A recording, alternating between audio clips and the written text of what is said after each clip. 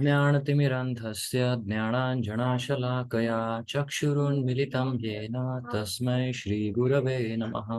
श्रीचैतन्यमनोभीष्टं स्थापितं येन भूतले स्वयं रूपः कदा मह्यं ददाति स्वपदान्तिकं।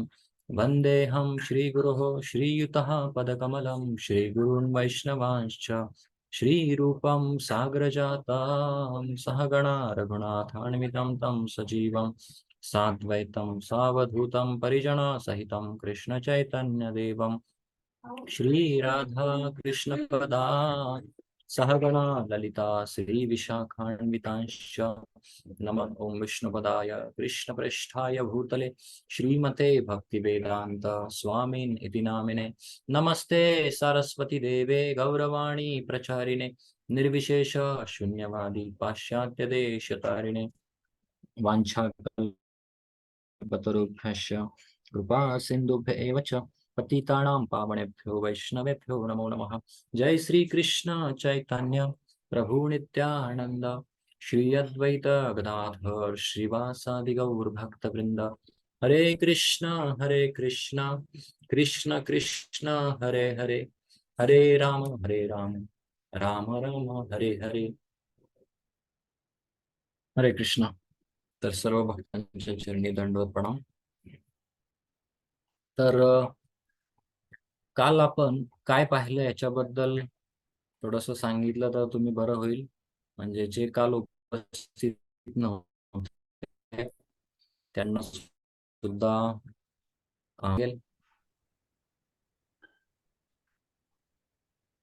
यस स्मिता माताजी।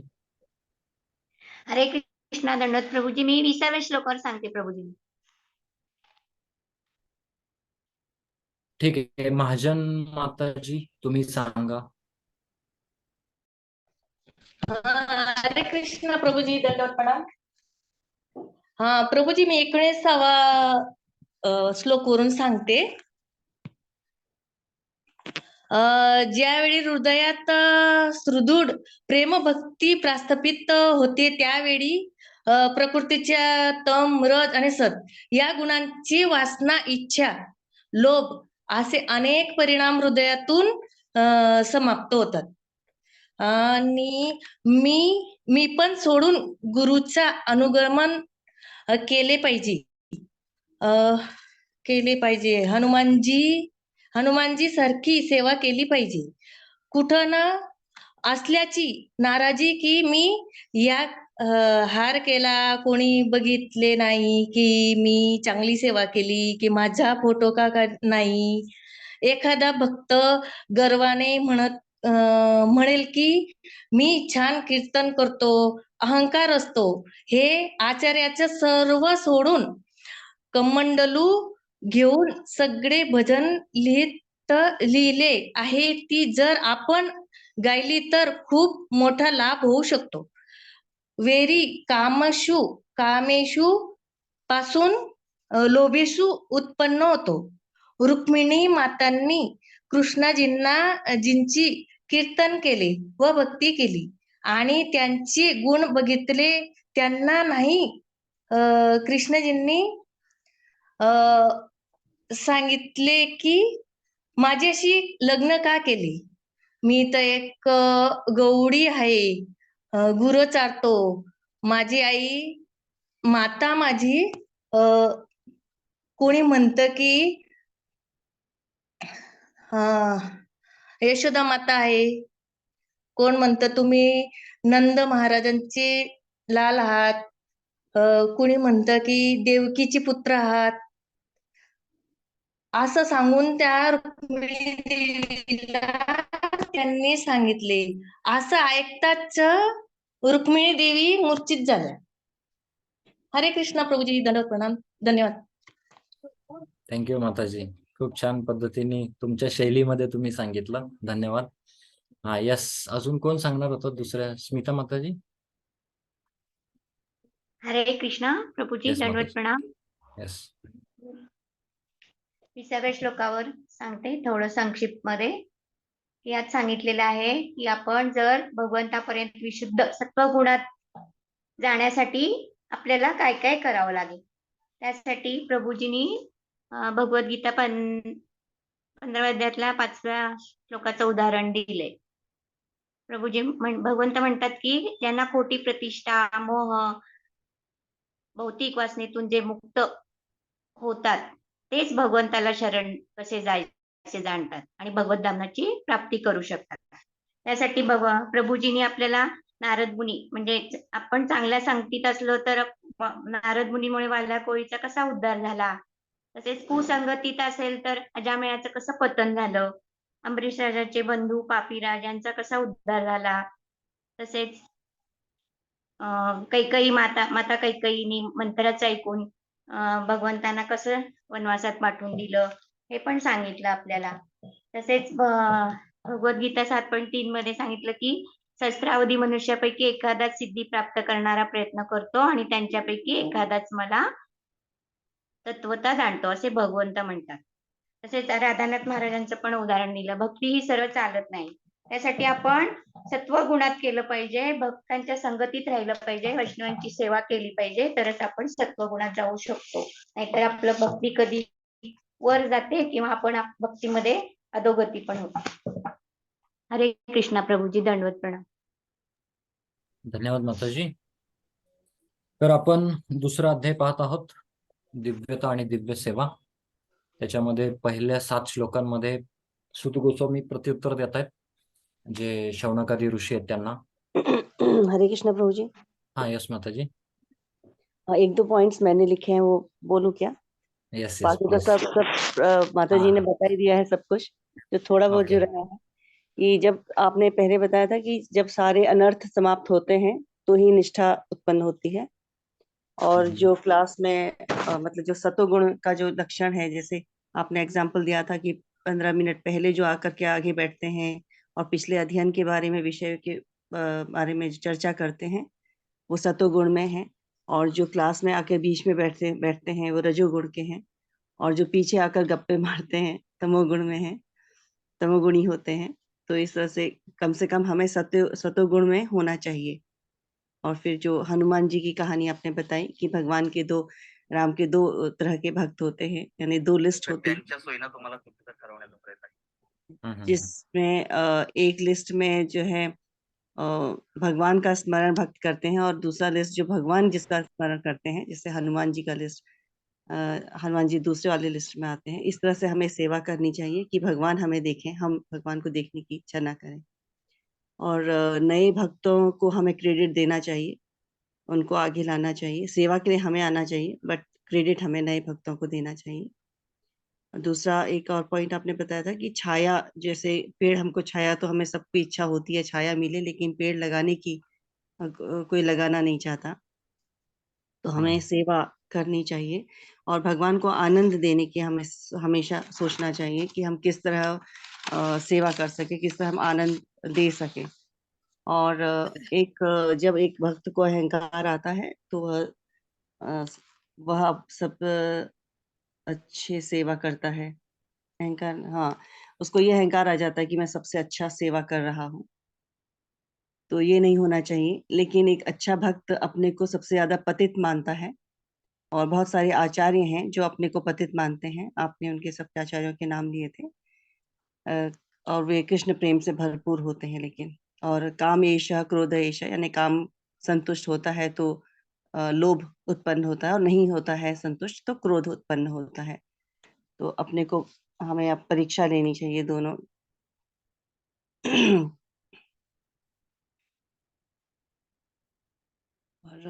और मेरे ख्याल से शारीरिक आर्थिक स्थिति वगैरह देख करके, हाँ, ये सब जो स्थिति सेलेक्ट करना चाहिए, वो 2 चीज के, शारीरिक और आर्थिक। मतलब वर कैसे चुनते हैं, इस तरह का आपने जो आजकल जो है वो वर वधू जो चुनते हैं वो शारीरिक वो देख करके सुंदर है, गोरा है, या फिर उसकी आर्थिक स्थिति, सब जो है वो सब देख करके करते हैं, जिसका उदाहरण आपने दिया था। हरे कृष्णा प्रभु जी, दंडवत प्रणाम। थैंक यू माता जी. बहुत अच्छी तरीके से सब आप लिसन कर रहे हैं, श्रवण अच्छा तरीके से कर रहे हैं, इसलिए इतने अच्छे अच्छे पॉइंट्स आप निकाल रहे हैं. सगळे खूप छान श्रवण करत आहात आणि त्याच्यानंतर तुम्ही एवढे सुंदर पद्धतीने पॉइंट सांगत आहात.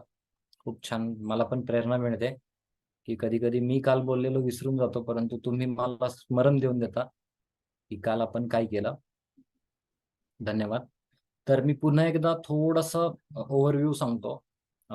दिव्यता आणि दिव्य सेवा हा दुसरा अध्याय आपण चालू केलाय.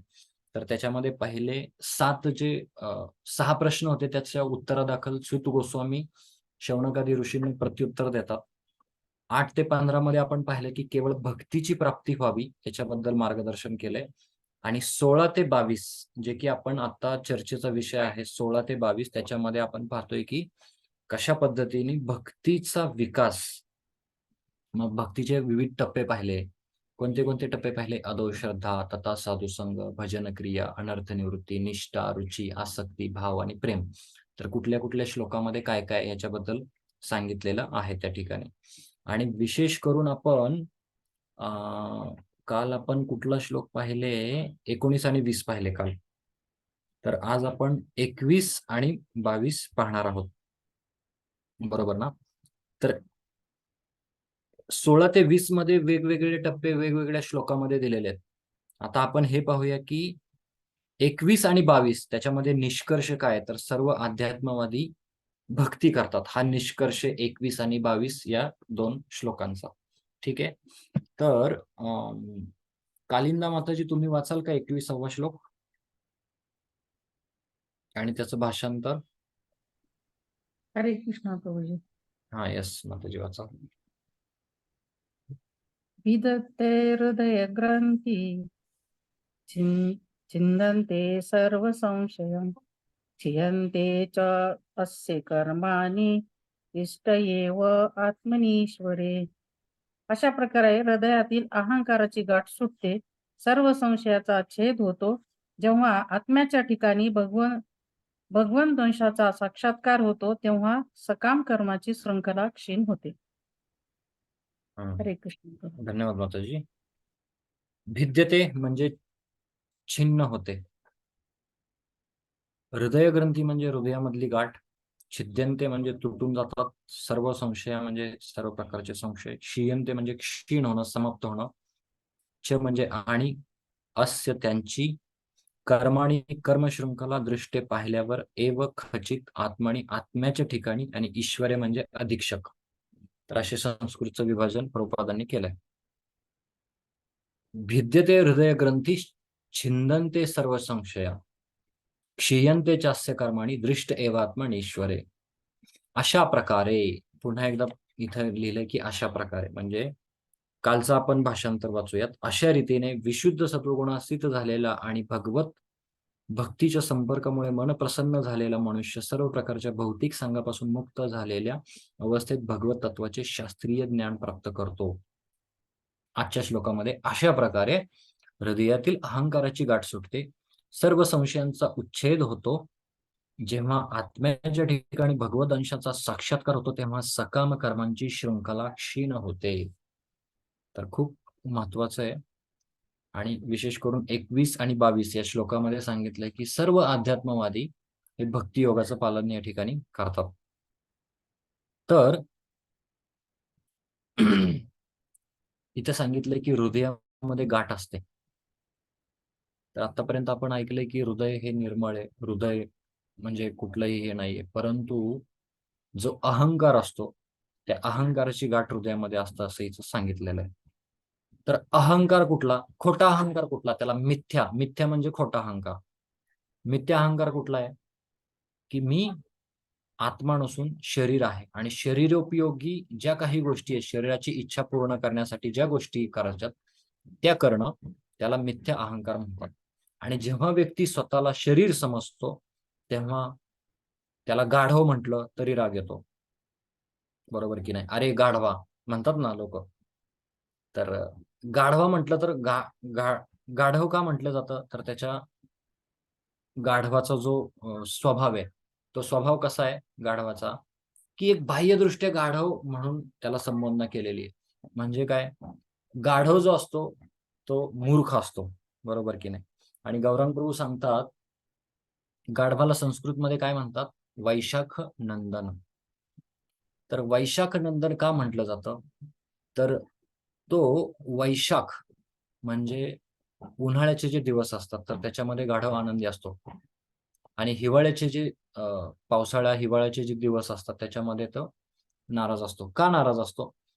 तर जेव्हा गाढव घास खातो, गवत खातो, तेव्हा जेव्हा हिवाळ्याचे दिवस असतात तेव्हा तो सगळीकडे गवत पाहतो आणि तो काय विचार करत असतो की अरे मी अजून एवढं गवत मला खायचंय, माझ्या पुढे किती मोठा टास्क आहे, बरोबर की नाही? तो असा विचार करतो आणि सगळीकडे पाहून त्याला टेन्शन येतं. म्हणून जेव्हा वस्तू त्याच्या समोर असते, त्याचा उपभोग करण्याची जेव्हा वेळ असते, तेव्हा तो गाढव काय करतो? त्याचा उपभोग घेत नाही आणि त्याला टेन्शन येतं, अरे इकडं हे खाऊ का, ते खाऊ का, ते खाऊ, आणि त्याच्यामध्ये तो उपाशी असतो अक्षरशः. म्हणजे जेव्हा अनुकूल परिस्थिती असते त्याच्यामध्ये तो उपाशी असतो. परंतु तोच गाढव जेव्हा उन्हाळ्यामध्ये पाहतो, की उन्हाळ्यामध्ये सगळीकडं काय असतं, अजिबात चारा कुठेच नसतो. परंतु तो अजिबात खात नाही, उपाशी राहतो. अक्षरशः 2-2, 3-3 दिवस उपाशी राहतो आणि मनामध्ये संतुष्टी काय असते, मी सगळं खाल्लंय, मी सगळं खाल्लंय. म्हणजे वरचा दिखाऊपणा, बरोबर की नाही? म्हणून गाढवाला काय म्हटलंय? वैशाख नंदन. तर इथं आपण पाहतो, की जर एखाद्याला गाढव म्हटला, तर त्याला लगेच राग येतो किंवा एखाद्याला त्याच्या नावाने चिडवलं, अरे जाड्या, अरे मोठ्या, वगैरे वगैरे, तर त्याला राग येतो. राग का येतो माहितीये? तर तो स्वतःला शरीर समजत असतो. तो स्वतःला शरीर समजत असतो आणि शरीर समजत असल्यामुळं त्याला जो मिथ्या अहंकार आहे, तो अहंकाराचं काय होतं त्या ठिकाणी? पावडर होते. म्हणून तो म्हणतो की मला असं नाही बोलायचं. आणि जर आता आपण बाहेर पाहतो समाजामध्ये, जर लोक असतील आणि मोठी सभा जर चाललेली असेल आणि तिथं जर अनाउन्समेंट नाही केली, लग्नामध्ये आपण पाहतो, लग्नामध्ये हे पाहुणे आलेले आहेत, हे त्या ठिकाणी आलेले आहेत आणि त्या ठिकाणी जर त्या सभेमध्ये नाव नाही घेतलं तर ते लगेच नाराज होतात, लगेच निघून जातात. रुसवा फुगवा म्हणतो आपण, ह्या गोष्टी होतात. परंतु अनाउन्समेंट त्या कार्यालयामध्ये पाऊल टाकल्या टाकल्या जर सांगितलं, तर आजचे प्रमुख पाहुणे माननीय टिंब प्रभू हे आलेले आहेत, मग त्यांना थोडंसं बरं वाटतं, कॉलर त्यांची टाईट होते, बरोबर की नाही? म्हणून प्रभुपाद त्यांच्या छोट्या ग्रंथांमध्ये हेच लिहितात की वास्तविक जीव जो आहे, ते जीव स्वतःला सुखी करण्यामध्ये खूप व्यस्त ठेवत असतो किंवा पूजाला प्रतिष्ठा मानत असतो किंवा तो स्वतःला भारतीय समजतो, स्वतःला अमुक अमुक जातीचा समजतो किंवा स्वतःला तो पदवीधर समजतो किंवा स्वतःला मॅनेजर समजतो, स्वतःला काउन्सलर समजतो, बरोबर की नाही? वेगवेगळ्या उपाध्या आहेत.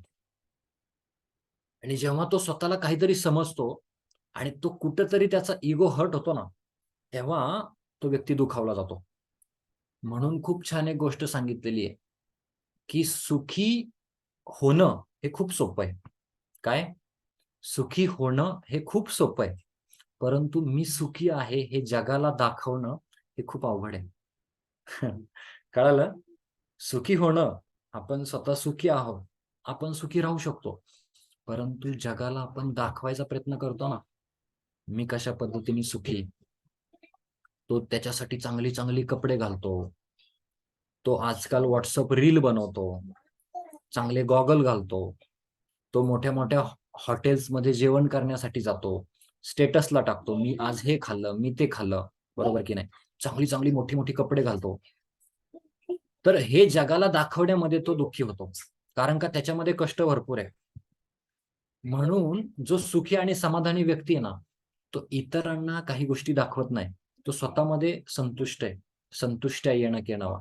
म्हणून तुकाराम महाराज काय म्हणतात, की संतुष्ट राहिलं पाहिजे. नेहमी समाधानी राहिलं पाहिजे. कोणता अभंग आहे, कोणाला आठवलं तर सांगा. खूप फेमस अभंग आहे, की ठेविले अनंती तैसे. हा, धन्यवाद. ठेविले अनंते तैसेची राहावे, चित्त असू द्यावे समाधान. तर जसं ठेवलंय ना, त्या पद्धतीने आपण राहिलं पाहिजे आणि चित्त आपलं समाधानी ठेवलं पाहिजे. म्हणून आज समाजामध्ये आपण पाहतो, की लोक समाधानी नाहीयेत. एक शिक्षागुरु सांगत होते, आता कालच्या पुष्पाभिषेकला मंदिरामध्ये तुडुंब गर्दी होती, भयानक गर्दी. मी अक्षरशः 7 वाजता गेलो तर मला वरती पाय ठेवायला जागा नव्हती. मग मला अक्षरशः मंदिराच्या पाठीमागे बसून YouTube वरती क्लास आणि अभिषेक पाहायला लागला. तर ते सांगत होते की प्रचार झालाय ही दुसरी बाजू आहे. परंतु एवढे जे लोक आहेत, एवढ्या लोकांना वास्तविक या जीवनामध्ये कुठंच तृप्ती भेटत नाही, कुठंच समाधान भेटत नाहीये. आणि म्हणून ते काय करतायत, मंदिरांकडं येतायत. तर ही खूप चांगली गोष्ट आहे, की त्या लोकांनी मंदिरामध्ये आलं पाहिजे. मंदिरामध्ये एका शिक्षा गुरुला भेटलं पाहिजे. त्याला जिज्ञासा विचारली पाहिजे, मला माझ्या जीवनामध्ये दुःख का येतंय?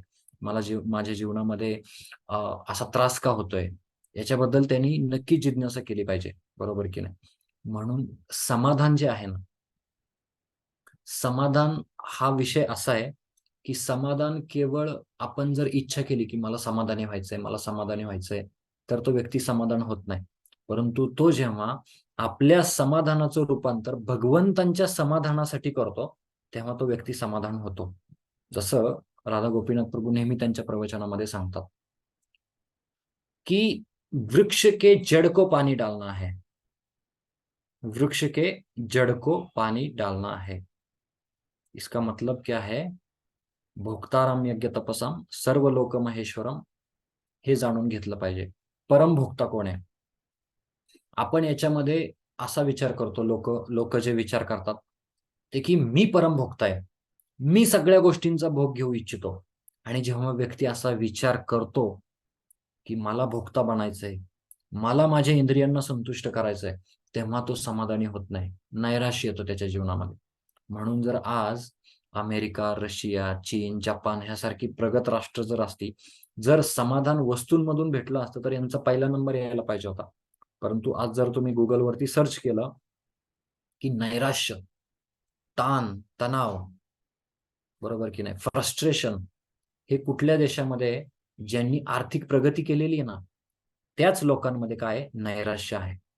म्हणून आपण हे पाहिलं पाहिजे की जे वास्तविक समाधान आहे ना, ते समाधान भगवंतांच्या योजनांमध्ये आपण संलग्न होऊन समाधानी होऊ शकतो.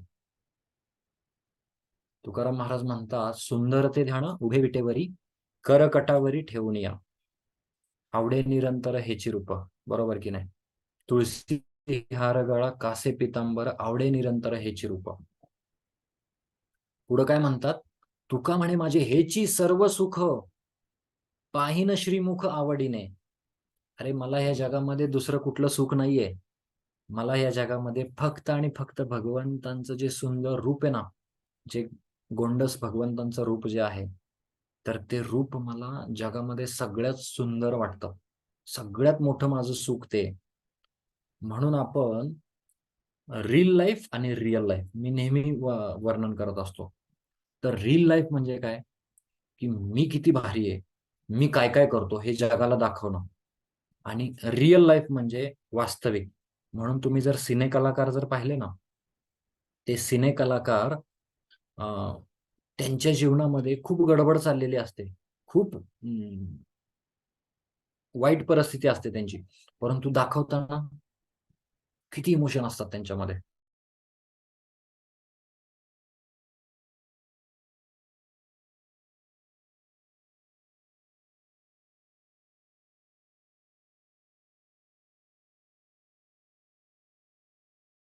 करत राहायचं आपण. त्या सुखाच्या आगाराचं गुणगान केलं, किंवा प्रभू रामचंद्रांचं नाव राम आहे. राम म्हणजे रिझर्वायर ऑफ ऑल प्लेजर, सर्व आनंदाचे स्त्रोत, सर्व आनंदाचे भांडार. मग ज्या ठिकाणी भांडार आहे, ज्या ठिकाणी स्त्रोत आहे, तिथूनच आपल्याला आनंद भेटणार आहे. बरोबर की नाही? ना की आपण या जगामधल्या एक आंडू-पांडू व्यक्तीला आपण त्या ठिकाणी खूप मोठी स्तुती करणं, किंवा वैष्णव आचार संहितेमध्ये हे सांगितलेलं आहे की भगवंतांसमोर कुठल्याही व्यक्तीची स्तुती करता कामा नये. प्रभुपादांनी मागच्या काही तात्पर्यामध्ये सांगितलं की जी स्तुती वास्तविक करायची आहे ती आपण भगवंतांची आणि भगवत भक्तांची केली पाहिजे. म्हणून वास्तविक या जीवनामध्ये भगवंत संतुष्ट आहेत. भगवंत संतुष्ट असल्यामुळं मी हृदयाची गाठ याच्याबद्दल बोलतोय. मी परत येतोय त्या विषयावरती, फक्त माहिती असू द्यात. तर भगवंत संतुष्ट आहेत, भगवंतांचे भक्त संतुष्ट आहेत. आणि भगवंतांचे भक्त संतुष्ट असल्यामुळे जर आपण त्यांच्या गुणगानामध्ये, त्यांच्या सेवेमध्ये जर संलग्न राहिलो, तर आपल्याला भगवत चिंतन सोपं जाईल. आणि मग ही जी परंपरा चालू आहे, शृंखला चालू आहे श्लोकांची, त्याच्यानुसार या श्लोकामध्ये आपल्याला समजू शकतं की कशा प्रकारे आपल्या हृदयामधली जी अहंकाराची गाठ आहे, जो मिथ्या अहंकार आहे, अहंकाराबद्दल आपण बोलत होतो, तर अहंकाराची गाठ आपली सुटू शकते. एक झाला खोटा अहंकार, ज्याच्याबद्दल आपण आता चर्चा केली. मिथ्या अहंकार, आपल्याला स्वतःला शरीर समजणं, आपण भारतीय समजणं, पाकिस्तानी समजणं, वेगवेगळं समजणं, अमुक अमुक जातीचा, अमुक अमुक ह्याचा समजणं. दुसरी गोष्ट आहे खरा अहंकार. आणि आपला खरा अहंकार काय आहे? आपला खरा अहंकार हे आहे की आपण भगवंतांचे शाश्वत दास आहोत, हे जाणणं. आणि ते जाणल्यानंतर, ते संबंध जाणल्यानंतर अभिधेय म्हणजेच त्याप्रमाणे प्रक्रिया करणं, त्याप्रमाणे भक्तिमय क्रियेमध्ये संलग्न राहणं, याला म्हणतात अभिधेय. म्हणून जो वास्तविक आपला खरा अहंकार आहे, म्हणून बऱ्याच वेळा मी काही आत्मस्तरावर आहे असं म्हणत नाही, देहात्म बुद्धी स्तर आहे माझा, परंतु वास्तविक आपल्या सगळ्यांना हा स्तर डेव्हलप करायचा आहे. जर कोणी आपल्याला वाईट बोललं, जर कोणी आपल्यावरती टीका निंदा केली, तर आपल्याला त्या व्यक्तीबद्दल चीड येते, बरोबर की नाही? परंतु जे आनंदाचे भंडार आहे, ज्यांच्या कथा आपण ऐकतो, ते भगवंत शिशुपालाचे 100 शिव्या माफ करतात. गौरांग प्रभू म्हणतात की आपला फ्यूज पहिल्या शिवेलाच उडला असता, बरोबर की नाही? पण भगवंत या ठिकाणी त्या लीलेमधून दाखवून देतात की मी पूर्ण पुरुषोत्तम भगवान श्रीकृष्ण, मी सुद्धा 100 शिव्या ऐकू शकतो. आणि तुम्ही तर कोण आहात? तुम्ही तर ऐकल्याच पाहिजेत त्या, बरोबर की नाही? म्हणून हे जगत दुःखालय आहे आणि या जगामध्ये जर राहायचं असेल तर आपल्याला टीका निंदा सहन करावी लागणार. जर आपण म्हणालो की नाही, मला एकदम सुरळीत सगळं पाहिजे, मी भक्ती आता 16 माळांचा जप ध्यानपूर्वक केला की सगळं काही व्यवस्थित होईल, अशा भावनेमध्ये जर आपण भक्तीमध्ये येत असू, तर समजायचं आपण चुकीच्या मार्गदर्शनामध्ये आहे, चुकीची भाव आहे आपला. नंद महाराज, यशोदा मैया, अहो आपलं बाळ 6 दिवसाचं आहे, त्याची छठीचा कार्यक्रम आहे आणि पुतना आलेली आहे.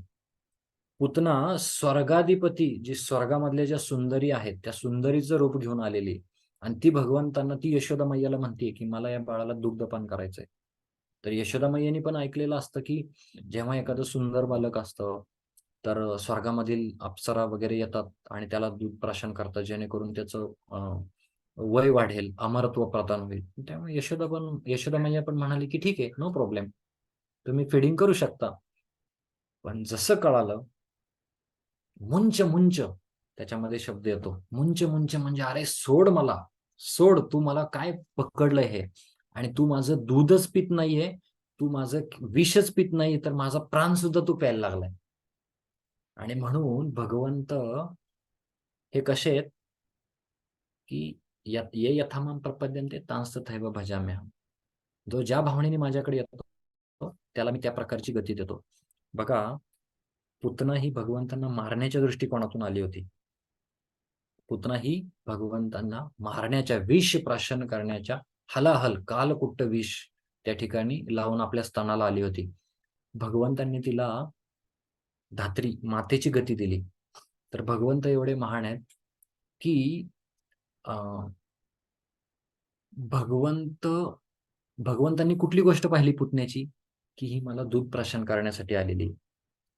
म्हणून भगवंत सुद्धा असुरांमधल्या चांगल्या गोष्टी पाहतात आणि आपण या जगातल्या केवळ वाईट गोष्टींवरती फोकस करत असतो, म्हणून आपण सुखी नाहीये. परंतु जर हृदयामधली गाठ जर आपल्याला काढायची असेल, तर आपण नेहमी चांगल्या भक्तांच्या, चांगल्या लोकांच्या संपर्कामध्ये राहिलं पाहिजे.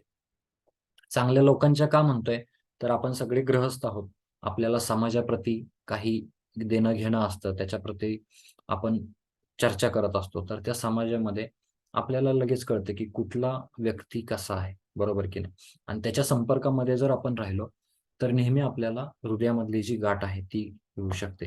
म्हणून जर आपल्या हृदयामध्ये जर अशी कुठली गाठ असते, आणि प्रत्येकाच्या हृदयामध्ये असते, की मीपणा, मी आणि माझं, बरोबर की नाही? ध्रुव महाराज त्या ठिकाणी सुरुचीने अपशब्द बोलल्यानंतर ध्रुव महाराज काय म्हणाले की मला माझे पंजोबा ब्रह्मदेव त्यांच्यापेक्षा मोठं राज्य पाहिजे. म्हणजे परत मी आलो, माझे आजोबा आले, पंजोबा आले, परंतु त्याच्याही पुढे जाऊन जे भगवंत आले, जेव्हा भगवंतांनी सुंदर आपला जो शंख आहे तो त्यांच्या मस्तकी धारण केला, तेव्हा ध्रुव महाराज, तेच ध्रुव महाराज म्हणतात, काचेचे तुकडे मागत होतो मी भगवंता तुमच्या समोर, परंतु तुम्ही मला हिरा दिलाय. 36,000 वर्ष आध्यात्मिक जगतातलं ध्रुव लोक दिला भगवंतांनी. म्हणून भगवंतांकडे काय मागायचं हे पण कळायला पाहिजे. म्हणून जे शुद्ध भक्त आहेत ते नेहमी भगवंतांकडं धनम देही, पुत्रम देही, हे देही, ते देही हे मागत नाहीत. ते फक्त म्हणतात, ह्याची दान देगा देवा, तुझा विसर न व्हावा.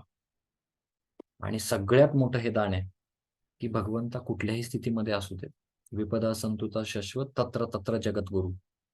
मी दुःखामध्ये असू देत, मी सुखामध्ये असू देत, प्रत्येक स्थितीमध्ये मला तुमचं स्मरण झालं पाहिजे. तर हा भाव सोपा नाहीये. हा भाव आपल्याला डेव्हलप करावा लागेल. आणि हळूहळू हळू आपण भगवत नाम, भगवत कथा, भगवत भक्तांचा संघ, आपल्या ऑथॉरिटीनी ज्या पद्धतीने आपल्याला सेवा दिल्या त्या सेवेचं पालन करू. तेव्हा आपण आपल्या जीवनामध्ये अशा प्रकारचा जो भाव आहे तो डेव्हलप करू शकतो. ठीक आहे.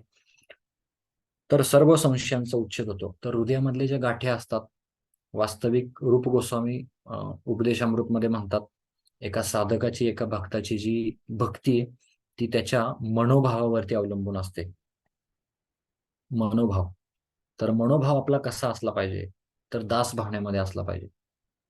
म्हणून सुरुवातीच्या काळामध्ये जेव्हा आपण नवीन नवीन असतो तेव्हा प्रत्येकाला सलाम साप करत असतो. म्हणजेच काय, दंडवत प्रभू, दंडवत प्रभू, दंडवत माताजी म्हणत असतो. परंतु थोडंसं कुठं आपल्याला सेवा दिली जाते, जबाबदारी दिली जाते, तेव्हा आपल्याकडून पण काही गोष्टी चुकायला लागतात. म्हणून प्रभुपाद म्हणतात, हे आमचं एकदा प्रभुपाद गेले MIT इन्स्टिट्यूटमध्ये गेले बाहेर देशामध्ये. आणि MIT मध्ये जेव्हा प्रभुपाद गेले तेव्हा त्यांनी सांगितलं, this is our education, this is our institute, we are educating people like this, we are educating this subject. म्हणजे हे आम्ही शिकवतो, हे ते आम्ही शिकवतो, याच्यातून लोक एवढी मोठी होतात, एवढे शास्त्रज्ञ बनतात, एवढे वैज्ञानिक बनतात. प्रभुपाद म्हणतात, दॅट इज ऑल फाईन, हे सगळं ठीक आहे. Your institute name is MIT, but where is the knowledge of almighty. प्रभुपादांनी एकच वाक्यामध्ये सगळी हवा काढली. Where is the knowledge of all mighty.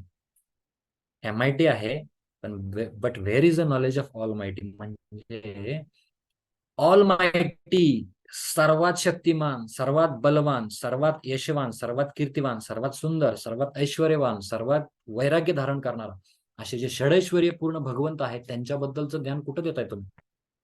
बरोबर की नाही? म्हणून प्रभुपाद नेहमी म्हणतात की माझी ही जी मंदिर आहेत ना, ही मंदिरं जगामध्ये सगळ्यात वेगळी मंदिर आहेत.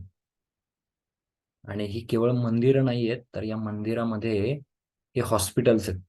आणि या ठिकाणी जे सामान्य जीव आहेत त्या जीवाच्या चेतनेचं ऑपरेशन केलं जातं.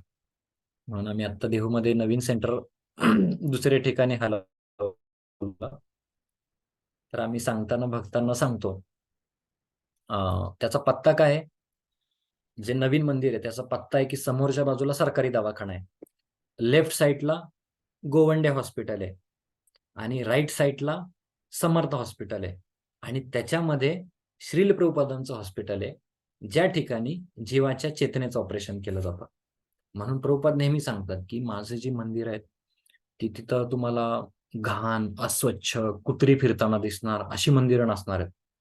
म्हणून एक व्यक्ती आला आणि एका व्यक्तीने प्रभुपादांना म्हणाला, Prabhupada, there are so many temples, so why you are creating your own. म्हणजे त्यांनी प्रश्न विचारला की प्रभुपाद, या जगामध्ये अनेक मंदिर आहेत, तरी पण तुम्ही काय एवढी तुमची मंदिर उभा करताय? तर असं विचारल्यानंतर प्रभुपाद म्हणाले की how many kids do you have, तुला किती मुलं आहेत? आता असं विचारल्यानंतर तो प्रश्न आणि ते उत्तर, किंवा प्रभुपादांनी प्रश्न केलेला, त्याचा कुठंच ताळमेळ नव्हता. तो म्हणाला की 2 मुलं आहेत मला. काय म्हणाला? मला 2 मुलं आहेत.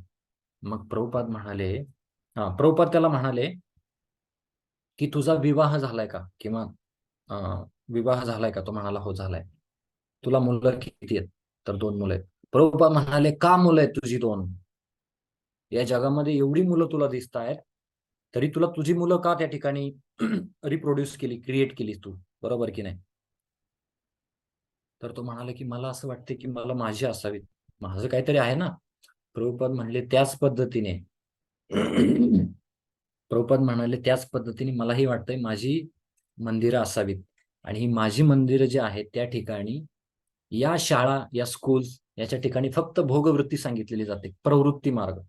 पण निवृत्ती मार्ग, मी कोण आहे, जीव कोण आहे, भगवंत आहेत का, भगवंतांचा आणि भक्ताचा स्वभाव काय, कशा पद्धतीने योग आहे, भक्ती योग काय, कर्मयोग काय, ज्ञान योग काय, चांगल्या लोकांच्या जीवनात वाईट का घडतं, कर्म काय, सकाम कर्म काय, तर याचं ज्ञान जे आहे ना, ते सगळ्यांना देण्यासाठी मी माझी मंदिरं त्या ठिकाणी उभा केलेली आहेत. म्हणून आपल्या मंदिरांमध्ये आपण एवढ्या गुह्य विषयांवर कधी चर्चा केली असती का हो? मी नेहमी असा विचार करत असतो की एवढं सुंदर भक्ती मार्ग आहे, याच्यामध्ये सुंदर भक्तांचा संघ आहे, किंवा एवढं भगवद्गीता, भागवताचं श्रवण आहे, एवढी सुंदर प्रभुपादांनी लिहिली तात्पर्य, एवढ्या सूक्ष्म लेवलला जाऊन आपण चिंतन कधी केलं असतं का? कधीच केलं नसतं. आपण सुद्धा आहार, निद्रा, भय, मैथून करत बसलो असतो बाहेरच्या जगामध्ये. 4 नियमपूर्वक 4 नियम तोडत बसलो असतो. परंतु प्रभुपादांची कृपा अशी आहे की त्यांच्या कृपेने आपल्याला हे कळतंय की आपल्या हृदयामध्ये पण गाठ आहे, आपल्या हृदयामध्ये पण अहंकार आहे. बिचारे जेव्हा आपण बाहेर बघतो तेव्हा लोक फक्त अहंकाराची पुष्टी करण्यामध्ये मग्न आहेत, फक्त अहंकार. परंतु आपल्याला चांगले गुण विकसित करण्यासाठी प्रभुपादांनी ही सुसंधी दिलेली आहे. म्हणून नेहमी आपण हे केलं पाहिजे की कशा पद्धतीने आपल्यामध्ये जे काही संशय असतील त्याचा उच्छेद जर करायचा असेल, ते जर काढायचे असतील, तर आपण भागवताचा आश्रय घेतला पाहिजे. आणि म्हणून प्रभुपाद इथं तेच सांगतायत की सुत गोस्वामी पण तेच सांगतायत की कशा पद्धतीने आपल्या हृदयामध्ये जे अहंकार आहेत, त्या अहंकाराची जर गाठ आपल्याला काढायची असेल, तर आपल्याला भागवताचं श्रवण, पठण आणि भगवंतांच्या लीला कथांचं श्रवण कीर्तन केलं पाहिजे. ठीक आहे ना? आणि जर संशय, मनामध्ये जर संशय असतील, तर त्या संशयाचं भूत खूप मोठं असतं. बुद्धीचा ड्रॉबॅक येतो. जे बुद्धीची कमकुवतपणा जर काय असेल तर तो संशय असतो. जो जास्त बुद्धिमान व्यक्ती आहे ना, तो नेहमी संशयात असतो. हे असं का, हे असं का नाही, पण हे असंच केलं पाहिजे होतं, पण हे तसंच केलं पाहिजे होतं, पण हा असाच बोलला पाहिजे होता, पण हे तसंच बोलला पाहिजे होता. याला म्हणतात संशयाचं भूत. म्हणून संशय जेव्हा छोट्या छोट्या असतात ना, तेव्हा लगेच काढले पाहिजेत, बरोबर की नाही? जसं एक उदाहरण देतात आचार्य, जेव्हा छोटी छोटी दाढी येते ना, तेव्हा ती लगेच काढले ना त्रास होत नाही. पण जेव्हा मोठी दाढी येते ना, तेव्हा ते काढायला पण खूप त्रास होतो, बरोबर की नाही? तसंच या जगामध्ये जे संशय आहेत, म्हणून काय सांगितलंय, सर्व संशयांचा उच्छेद होतो, डाऊट्स. संशय आपण लगेच क्लिअर केले पाहिजेत. म्हणून मी जेव्हा नवीन नवीन भक्तीमध्ये आलो, इस्कॉनमध्ये, तेव्हा सुरुवातीच्या काळामध्ये काही संशय होते मला. मी युट्यूबवरती सर्च केलं की संशय असे होते की हे जे इस्कॉन संस्था आहे ती अमेरिकेला पैसा पुरवते. ते राजीव दीक्षित त्यांचं स्टेटमेंट वगैरे होतं. किंवा ह्याच्यामध्ये असे फ्रॉड चालू आहेत, ह्याच्यामध्ये असे लफडे चालू आहेत, असं हे चालू आहेत, ते चालू आहेत, हे संशय. मला थोडंसं हेच वाटलं, अरे म्हणलं हे एवढे जर संशय डेंजर असतील आणि आपण त्याच ह्याच्यामध्ये असू तर किती डेंजर आहे.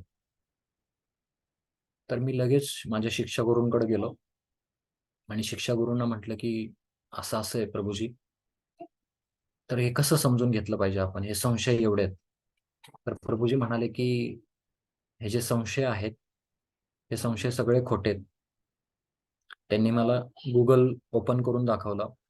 राजीव दीक्षितांचं जे स्टेटमेंट होतं की इस्कॉन ही संस्था अमेरिकेला पैसा पुरवते, तर त्याच्यावरती ते नव्हते आता राजीव दीक्षित पासेस. तर तेव्हा ते गेले, तेव्हा त्यांच्या कमिटीने एक इस्कॉनला ऑथेंटिक स्टेटमेंट दिलेलं आहे.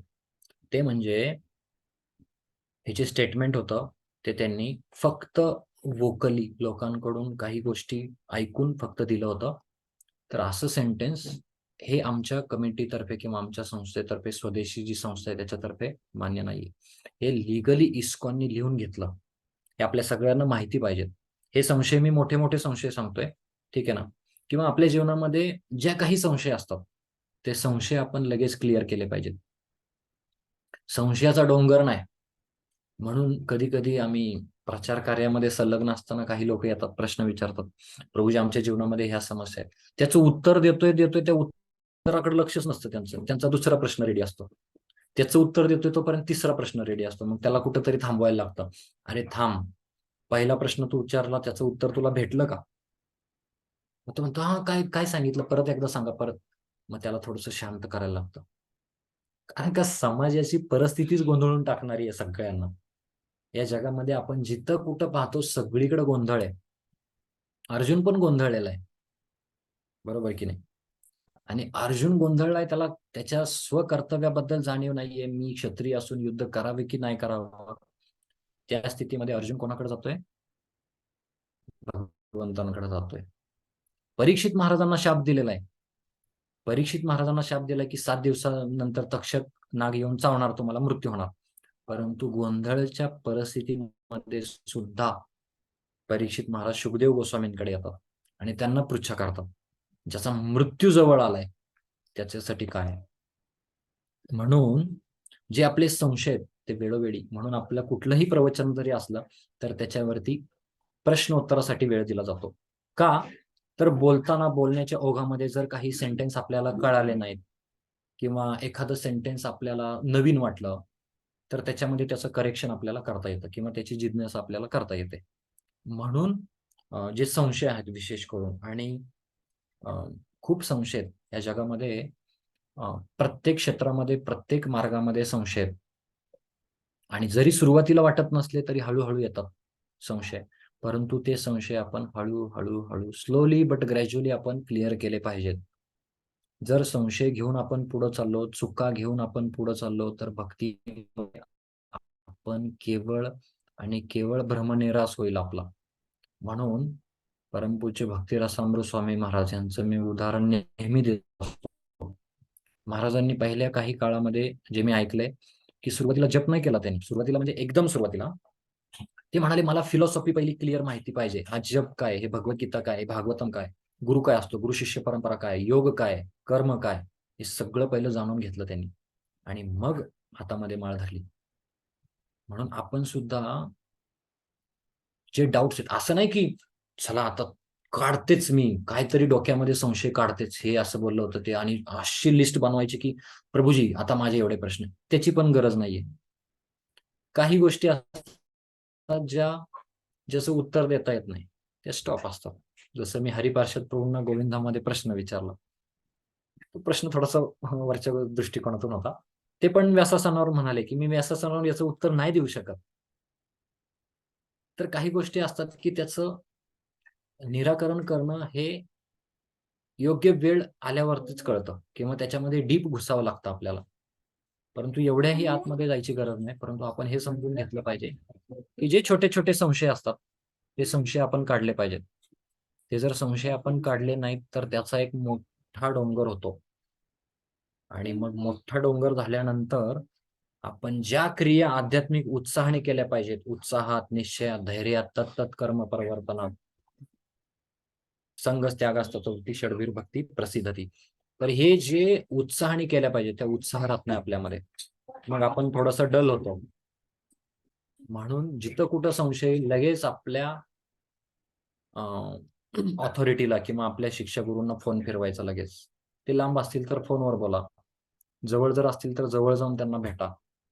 म्हणून मी का सांगतोय वारंवार, एक भक्त म्हणत होते की प्रभूजी तुम्ही खूप डीप मध्ये वगैरे हे सांगताय गोष्टी विषय, तर आपण केवळ वरवर वाचून ह्या गोष्टी नाही कळणार आपल्याला. आपल्याला आपल्या रिअल लाईफ अनालॉजी मध्ये कुठं हे बसल, कुठं हे फिट होईल, तिथं आपल्याला हे समजून घेतलं पाहिजे. नाहीतर नैमिषारण्यातील ऋषी प्रश्न विचारतायत, सुद गोस्वामी उत्तर देत आहेत, फक्त आपण ते वाचतोय, पण आपल्या लाईफमध्ये आपल्याला कुठं फिट करायचं, ते संशय आपले कुठले आहेत तर हे आपल्याला हे माहितीच नाहीये. म्हणून त्यांचे जे संशय आहेत ते हायर लेवलचे आहेत. आपले जे संशय आहेत ते देहात्म बुद्धीमुळे थोडेसे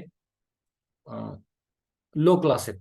म्हणून त्या क्लासमध्ये आपण अशा प्रकारे ते संशय दूर करायचे जेणेकरून आपल्याला भक्ती करायची आहे आपलं टार्गेट काय? एक दिवस आपल्याला सुद्धा प्रल्हाद महाराज व्हायचंय. रोहिणी कुमार प्रभू सांगत होते आम्हाला, एक दिवस आपल्याला सुद्धा ध्रुव महाराज बनायचंय. याचा अर्थ काय? की आपण स्वतःला खूप महान समजतोय का? नाही. एक दिवस आपल्याला सुद्धा प्रल्हाद महाराजांसारखा स्तर डेव्हलप करणं गरजेचं आहे. एका दिवशी आपल्याला सुद्धा ध्रुव महाराजांसारखं तीव्रता आली पाहिजे भक्तीमध्ये. कितीही संकट आली तरी शेवटी भगवंतांचं नाम नाही सुटलं पाहिजे. स्मरण विधीचे आचार्य आहेत प्रल्हाद महाराज. तर त्यांचं अनुकरण न करता त्यांनी ज्या पद्धतीने भक्तिमय सेवा केल्या, त्या दृढतेने जाऊन ते संशय दूर करून आपण हे करू शकतो त्याच्यामध्ये.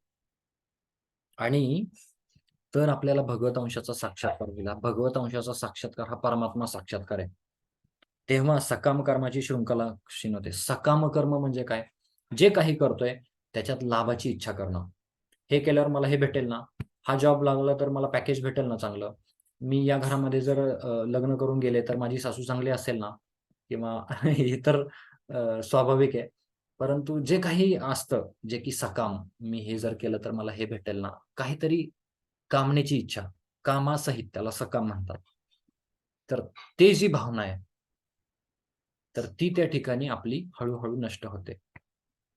म्हणून कुंती महाराणीचा स्तर खूप उंच आहे. 8व्या अध्यायामध्ये येईल वर्णन आपल्याला. कुंती महाराणी काय मागते? की मला दुःख दे, भगवंता दुःख दे. कारण का मी थोडंसं अनालाइज केलंय, जेव्हा सुख येतं आणि जेव्हा दुःख येतं, तर ह्याच्यामध्ये दुःखामध्ये जास्त तुमची आठवण होते. कुंती महाराणी म्हणते, सुखामध्ये मी एकदम आनंदित आहे, सुखामध्ये तुझं स्मरण होत नाही. म्हणून म्हणतात ना, काय म्हणतात ते, सुख में काहीतरी आहे, तुम्ही सांगू शकाल नंतर, की जर त्याचा अर्थ असा आहे, आशय असा आहे, जर दुःखामध्ये जर भगवंतांचं स्मरण केलं तर भगवंत आपल्याला सुख देतात. मग सुखामध्ये जर भगवंतांचं जर स्मरण केलं तर दुःख काय होय? बरोबर की नाही? दुःख कशाला होईल आपल्याला? सुख म्हणून में सुमिरन सब करें, दुख में करे न कोई. हा जो सुख में सुमिरन करे, दुख काहे का होय. हा हे हिंदी मधलं सेंटेन्स आहे आणि बीना माताजींनी खूप छान पद्धतीने सांगितलं. तर असं आहे, बरोबर ना? तर ह्या गोष्टी आपण केल्या पाहिजे. उद्देश काय? एकच. कुठलीही स्थिती असू द्यात, आपल्याला भगवंतांचं सुमिरन किंवा भगवंतांचं स्मरण प्रत्येक स्थितीमध्ये आपण ठेवलं पाहिजे. बरोबर की? कारण का हे जगत कसं आहे? या जगामध्ये आत्ता सुख आहे, किंवा हे जगत म्हणजे जीवन म्हणजे कसं आहे? दोन दुःखातलं अंतर आहे. त्याला सो कॉल्ड सुख म्हणतो आपण. सुख पाहता जावा पाडे, दुःख पर्वता एवढे. तर असं तुकाराम महाराज देखील म्हणतात. म्हणून सकाम कर्माची जर शृंखला आपल्याला खंडित करायची असेल तर हे जवळपास किती वेळ झाला, आपण अजून भाषांतरामध्येच आहोत. चला तात्पर्यामध्ये जाऊयात. पूर्ण पुरुषोत्तम भगवंतांचे शास्त्रीय ज्ञान प्राप्त करणे म्हणजेच त्याच वेळी स्वतःच्या आत्म्याचे दर्शन करणे. ज्यावेळेस आपण भगवंतांबद्दल समजून घेतो तेव्हा भगवंत हे पूर्ण आहेत आणि आपण अपूर्ण आहेत, किंवा अपूर्ण इंद्रिय आहेत आपल्यामुळे, किंवा भगवंत हे स्वामी आहेत, आपण सेवक आहोत. ही भावना सुद्धा आपल्याला कळाली पाहिजे. असं नाही की भगवंतांचं ज्ञान करताना आपण सुद्धा भगवंतांसारखंच होण्याची इच्छा करणं, त्याला मायावाद म्हणतात. म्हणून मायावादाचं खंडन वेळोवेळी प्रभुपादांनी केलेलं आहे. मनुष्याच्या आत्म्याच्या स्वरूपाविषयी अनेक तर्क, भ्रामक कल्पना केल्या जातात. भौतिकवादी लोक आत्म्याच्या अस्तित्वावर विश्वास ठेवित नाहीत आणि जे ज्ञानमार्गी आहेत ते जीवाच्या स्वतंत्र अस्तित्वावर विश्वास ठेवत नाहीत. आत्म्यावरती विश्वास नाहीये. किंवा ख्रिश्चन जे बायबलमध्ये काय वर्णन आहे की फक्त पुरुषांमध्ये आत्मा असतो, स्त्रीमध्ये आत्मा नसतो. तर असं जर प्रवचन तिकडं चालू केलं इथं, तर हरे कृष्णा काय होईल? बरोबर की नाही? परंतु आपलं जे शब्द प्रमाण ते काय सांगतं की प्रत्येक चेतन अचेतन वस्तूमध्ये भगवंतांचं किंवा हे अस्तित्व आहे. बरोबर की नाही? हा निराकारवादाचं खंडन करतात बघा प्रभुपाद. आता ते जीवाचे स्वतंत्र अस्तित्व नाकारून ब्रह्माच्या निराकार स्वरूपावर विश्वास ठेवतात. परंतु अध्यात्मामधील लोक आत्मा व परमात्मा यांचे स्वतंत्र अस्तित्व आहे व ते गुणात्मक दृष्ट्या अभिन्न परंतु परिणामात्मक दृष्ट्या भिन्न आहे. काल आपण पाहिलं समुद्रातलं पाणी आणि समुद्र दोन्हींमध्ये सेम गुणधर्म आहेत, परंतु मात्रा अलग आहे. तर निराकार ब्रह्म, तर ब्रह्म आपण ह्याच्यावरती पण चर्चा केली आहे. काही विषयांवरती मी जी चर्चा केली आहे ते थोडेसे स्किप करतोय मी, जेणेकरून आपला वेळ वाचेल. तर निराकार ब्रह्म म्हणजे भगवंतांच्या अंगामधून, भगवंतांच्या दिव्य शरीरामधून जे दिव्य तेज येतं, अंगकांती येते, त्याला निराकार ब्रह्म असं म्हणतात. आणि काही लोक म्हणतात की आम्हाला त्या प्रकाशामध्ये जायचंय, आम्हाला त्या प्रकाशाची प्राप्ती करायची, बरोबर की नाही? परंतु ते सुद्धा क्षणिक असतं. तिथून सुद्धा पुन्हा आ ब्रह्मभुवना लोका पुनरावर्ती अर्जुन, पुन्हा या ठिकाणी जन्म घ्यावा लागतो. दुसरे अनेक सिद्धांत आहेत, परंतु श्रीकृष्ण हेच परम सत्य आहे असा अनुभव भक्तियोगाच्या प्रक्रियेद्वारे आला की हे सर्व तर्क निवृत्त होतात.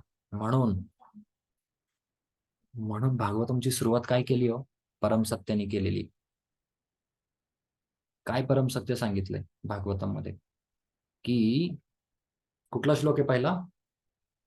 जन्माद्यस्य यतोऽन्वयातितरतःश्चार्थेष्वभिज्ञस्वराट् तेने ब्रह्महृदाय आदिकवये मुह्यन्ति यत्सूरयः तेजो वारिमृदां यथा विनिमयो यत्र त्रिसर्गो मृषा धाम्ना स्वेन सदा निरस्तकुहकं सत्यम परम धीमहि. परम सत्याची व्याख्या पहिल्या श्लोकामध्ये केलेली आहे. म्हणून जे काही संशय असतील, जे काही डाऊट्स असतील, ते सगळे डाऊट्स प्रभुपाद म्हणतात भक्तियोगामध्ये भगवान श्रीकृष्ण हे माझे परम सत्य आहेत, हे आपण जाणल्याने सगळे निवृत्त होतात, सगळे रिटायरमेंट घेतात. म्हणून श्रीकृष्ण सूर्यासारखे आहेत. आणि परम सत्याविषयीचे जडवादी लोकांचे तर्क अंधकारमय मध्यरात्री आहेत. म्हणून अंधार काय हो? तर अंधाराची डेफिनेशन जर विचारली तर सूर्याचा जिथं अभाव आहे ना, त्याला अंधार म्हणतात. अंधार दुसरं तिसरं काही नाहीये, सिंपल. त्याच पद्धतीने भगवान श्रीकृष्ण हे जिथं नाहीये तिथं माया आहे. कृष्ण है सूर्य सम माया है अंधकार, जहा कृष्ण तहा नाही मायार अधिकार. बिट्टीजी मध्ये आपण वाचतो ते, चैतन्य चरितामृत मध्ये वर्णन आहे त्याचं. मनुष्याच्या हृदयात श्रीकृष्ण रूपी सूर्य उगवला की परम सत्याविषयी आणि जीवाविषयी देहात्मवाद्यांचा तर्करूपी अंधार नष्ट होतो. म्हणून आपल्या हृदयामध्ये भगवंतांचे जे सूर्यासम आहेत भगवंत, तर ते भगवंतांचं जे आहेत तर त्यांना आपल्याला स्थापित करायचे पुन्हा एकदा. कृष्ण प्रेष्ठाय भूतले प्रभुपादांना म्हणतात. तर हृदयामध्ये हे केलंय त्यांनी. भगवद्गीतेमध्ये 10.11 भगवान श्रीकृष्ण म्हणतात, मी माझ्या शुद्ध भक्तावर विशेष कृपा दाखवण्यासाठी स्वतः भक्ताच्या हृदयात ज्ञानदीप प्रज्वलित करून संशयरूपी निर्भीड अंधकार नष्ट करतो. ज्ञानदीपेन भास्वता, तर हा श्लोक आहे त्याच्यामध्ये, की विशेष कृपा करतात भगवंत आपल्या भक्तांवरती आणि अशा प्रकारे ज्ञान देतात की तो माझ्याकडे येईल. हे सुद्धा सांगितलंय भगवंतांनी. पुढं काय सांगितलंय? प्रभुपादांना या ठिकाणी काय सांगायचंय की भगवंतांचं जे ज्ञान आहे ते परिपूर्ण आहे. भगवंत हे परम सत्य आहे आणि जीव हा अपूर्ण आहे. आणि जो केवळ भगवंतांची सेवा करतो आणि शरणागती करतो त्याला अधिकृत आचार्य म्हटलं जातं. आणि त्या अधिकृत आचार्याकडून आपण ध्यानपूर्वक श्रवण कीर्तन केलं पाहिजे. हे प्रभुपादांना या ठिकाणी सांगायचंय. पुढं प्रभुपाद सांगतात की दिव्य ज्ञान भगवंतेने ब्रह्महृदय आदि कवये मुह्यंती यत सूर्या. तर ब्रह्मदेवांनी सुद्धा काय केलं? ब्रह्मदेवांना हे पहिलं ज्ञान सांगितलं. आपल्याला माहिती येते हे ज्ञान भक्ताला जड तत्वाहून आत्मा भिन्न आहे हे पाहण्याचे सामर्थ्य देते. प्रभुपाद बघा, सिंपल फिलॉसॉफी आहे. आपण शरीर नसून शाश्वत आत्मा आहोत हेच सांगण्यासाठी एवढ्या मोठे. म्हणून मी गुरु महाराजांचा व्हिडिओ पाठवलाय आपल्या ग्रुपवर, सगळ्यांनी पाहिला असेल. तर गुरु महाराज म्हणतात की प्रभुपादांना जे काही बोलायचंय ते त्यांनी पहिल्या कॅन्टोमध्ये सांगितलेलं आहे, पहिल्या स्कंदामध्ये दिलंय. म्हणून आपण थोडासा वेळ घेतोय, कधी 1 श्लोक होतोय, कधी 2 श्लोक होत आहेत. तर उद्देश हाच आहे की प्रभुपादांनी जिथं जिथं स्पर्श केलाय, एकदा पहिला कॅन्टो झाला की आपण थोडासा गिअर टाकू शकतो. परंतु प्रभुपादांनी मोठी मोठी तात्पर्य कशासाठी लिहिलेत? आपल्याला वाचनासाठी लिहिलेत. म्हणून जो पुढचा जो श्लोक आहे किंवा जो झालेला आहे त्याच्यावरती प्रत्येक जण अध्ययन करू शकतो, की वाचू शकतात की अशा पद्धतीने प्रभुपादांनी लिहिलंय. म्हणून जर पहिल्या कॅन्टोची तुलना भगवंतांच्या चरण कमलांशी केली आणि भगवंतांच्या चरण कमलांमध्ये समस्त शक्ती आहेत की ज्या आपल्याला तेवढ्या इनफ आहेत बरोबर की नाही? आपल्याला भगवंतांसंबंधी ज्ञान घेण्यासाठी. इथं गाठ म्हणजे अहंकार म्हणतात बघा. अहंकार जीवाला जड प्रकृती, मिथ्या अहंकार. पुन्हा एकदा प्रभुपाद तेच सांगतात, जे की मी चर्चा केलेली आहे. पुढे सांगतात की भौतिक अस्तित्वात जीव स्वतःची कर्म परंपरा निर्माण करतो आणि जन्मोजन्मीचे कर्माचे चांगले वाईट परिणाम भोगतो. परंतु भगवंतांच्या दिव्य प्रेममय सेवेत संलग्न करताच अशा कर्मशृंखलेतून मुक्ती होते. तर जे काही आपण करतो त्याच्यामध्ये जर कृष्ण नसतील तर ते झिरो आहे. बॅचलर डिग्री प्राप्त झाली, एक मोठा झिरो. मास्टर डिग्री प्राप्त झाली, अजून एक मोठा झिरो. त्याच्यानंतर लग्न झालं, सुंदर पत्नी भेटली, अजून एक मोठा झिरो. त्याच्यानंतर चांगला जॉब लागला, अजून एक मोठा झिरो. मुलं व्हायला लागली, अजून एक मोठा झिरो. पण त्याच्यामध्ये कृष्णच नाहीये. कितीही zero zero zero zero zero add करा, इन्फिनिटी झिरोच राहणार. परंतु एकम शास्त्रम देवकी पुत्र गीतम एको देव देवकी पुत्र एव एको मंत्रस्तस्य नामानी यानी कर्मापेकतस्य देवस्य सेवा. एकच ऍड करायचं आपल्याला. आणि ते एक म्हणजे कोण आहेत? भगवान श्रीकृष्ण. ते फक्त समोर लावायचे. किती मोठी वाढलो संख्या. म्हणून जे काही करताय आपल्या आयुष्यामध्ये ते सगळं करायचं, परंतु आपल्या आयुष्यामध्ये, आपल्या जीवनामध्ये भगवंतांना स्थान द्यायचं, भगवंतांना केंद्रस्थानी ठेवायचं. आणि ते जर एक भगवंत जर केंद्रस्थानी असतील तर काय होणार आहे? त्या ठिकाणी संख्या वाढणार आहे, त्याची व्हॅल्यू वाढणार आहे. म्हणून भक्ताची व्हॅल्यू का वाढते जीवनामध्ये? कृष्ण केंद्रबिंदू असतात, भगवंत असतात. हेच जो जाणतो तो भगवंतांची भक्ती किंवा भगवंतांचे चरणकमल अशा प्रकारे घट्ट पकडतो ना, जसं जात्याचं उदाहरण दिलंय. जात्याच्या खुंटीमध्ये कितीतरी दाणे असतात, ते भरडले जातात का? नाही भरडले जात. आणि केवळ तेच भरडले जातात, ते इकडं तिकडं पाहतात. इकडं काय, तिकडं काय, मी भगवंत होऊ शकतो का? हा भगवंत का? कृष्णाने असं केलं, कृष्णाने रासलीला केली. ते असे इकडं तिकडं पळत असतात, ते भरडले जातात जात्यामध्ये. परंतु जे त्या ठिकाणी जात्याच्या मध्ये आहेत, जात्यामध्ये राहून त्या ठिकाणी भगवंतांच्या चरणकमलांचा आश्रय ज्यांनी घेतलाय, तर ते काय होतात? त्या ठिकाणी त्यांचं संरक्षण केलं जातं भगवंतांद्वारे. ठीक आहे. हा, हरे कृष्ण. तर पुढचा श्लोक घ्यायचा की उद्या घ्यायचा? तुम्ही सांगा. 22वा श्लोक घ्यायचा की उद्या घ्यायचा? माझा आवाज येतोय ना? यस प्रभुजी, आ रही है आपकी आवाज. घ्यायचा की? बरं, ठीक है. इसमें आंसर भी कर सकते हो, उसमें भी टाइम हाँ. लगता है. कितने डिवोटीज को क्वेश्चंस है? हाथ हाथ ऊपर कर सकते हैं. क्वेश्चंस. हा, मराठीमध्ये बोलतो. किती भक्तांना प्रश्न आहेत आजच्या विषयाबद्दल? प्रश्न असतील तर तुम्ही हात वरती करा. एकही हात वरती नाहीये. तर आपण पुढचा घेऊयात श्लोक. परमेश्वरी राधिका माताजी, तुम्ही मगाशी हात वरती केला होता. तुम्ही 22वा श्लोक वाचा आणि त्याचं भाषांतर वाचा.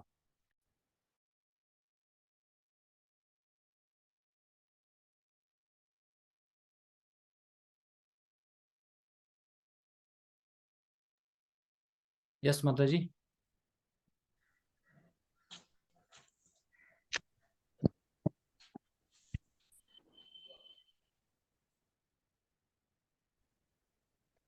प्रभुजी मैं रीड करूँ क्या?